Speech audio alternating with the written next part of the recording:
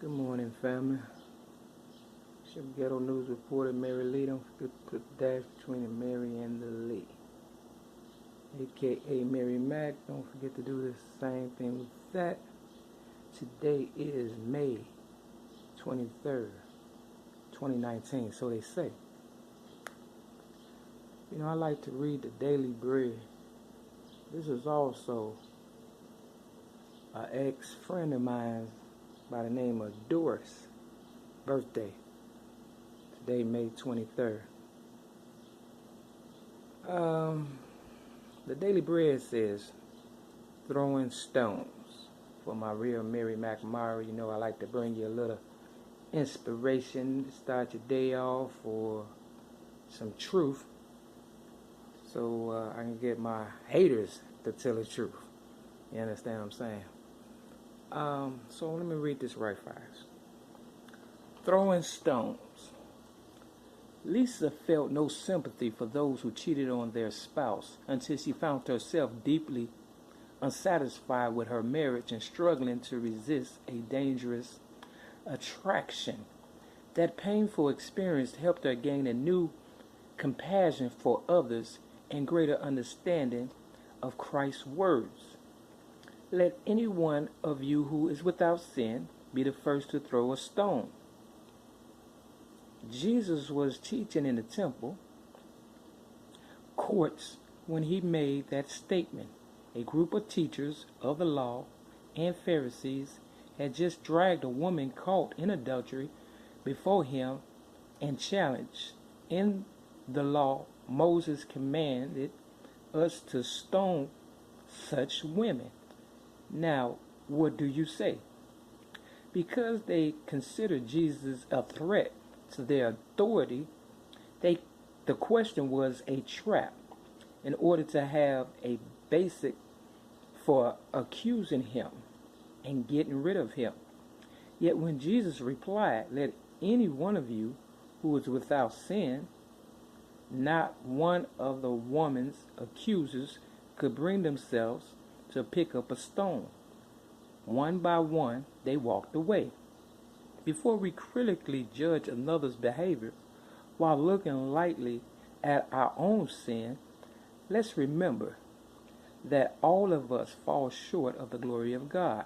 Romans 3:23. And that is also the month of March 23rd, and the day that my mother, supposedly Mary Lee Wright, died on, March 23rd of 2000. Instead of condemnation, our Savior showed this woman and you and me grace and hope. How can we not do the same for others? How can you put the lesson of John 8 into action in how you treat others? How can you use your own experience to help others facing similar challenges? Then it goes on to say, dear Lord, thank you for loving us. Help us to look with compassion on others and to be gracious in all we say and do. Now I said that to say this. You know, Doris was a associate of mine. I don't really consider her a friend. She was just an associate of mine, you know, while I was growing up, you know, moving from place to place as a foster child. I believe she was somebody that the devil used to, you know, kind of get in my business, you know, bring drama my way and stir up a lot of trouble. Her and a girl by the name of Pilar Harris. Now, all three of us, along with a Hispanic girl by the name of Sheila, was at this place called Herrick House. And before I talk about that, let me just go back a little further. You know, I was with my foster family, Leon Baker Redmond, Kimberly Redmond, and Betty Jean Redmond, and Edward Redmond. You understand what I'm saying? My foster family. I, you know, met them at the age of 6 years old after I told my caseworker. I believe her name was Anise. I'm not sure.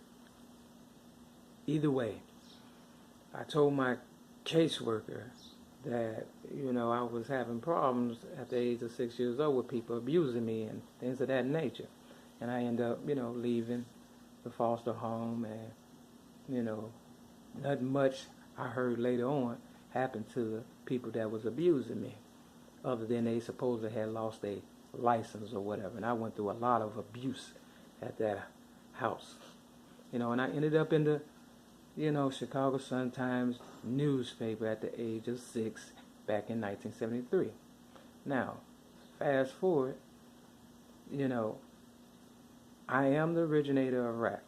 I used to take songs, after my foster mother, Betty Jean Redmond, told me to go and look at some albums and stuff, and I gravitated towards the music, and I found myself, after not knowing the difference between an apple and an orange at the age of 6, by the age of 8, I was, filling up pages of rhymes and telling stories and stuff. And, my foster mother, Betty Jean Redmond, she noticed it. And evidently she knew that I was going to be somebody. She must have known from the beginning, because, why would she tell me to go towards the music? My mother must have been, a musical person, or my family or something like that. Either way, I started writing rhymes, and I ended up in the church choir one Easter, singing a song, I Don't Feel No Ways Tired.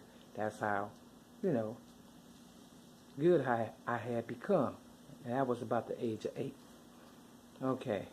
Now, around that same time, I was having a lot of sexual problems and stuff, because people were still coming at me, because now they know I'm somebody, I got potentials, I'm going to be worth a lot of money, and, I ended up getting, raped by 5 guys, and one of the guys was named, Jerry Ford, and he was supposed to be a friend of mine's brother, and the friend, her name was Lenore Ford, and she's a, school teacher, and her mother was a school teacher, but, they were gang related. You understand what I'm saying? At the time, I'm just, going through a lot, trying to figure out what's going on with me, why things are going on with me, where's my family. I kept asking for my mother, things of that nature, okay? Long story short, I kept going from foster home to foster home, and, I ended up going to a place called Herrick House, and I met Pilar Harris and Doris. But I had met Doris before Pilar, because, I met Doris at a group home on 79th, I believe, at Exit, a street called Essex, Essex.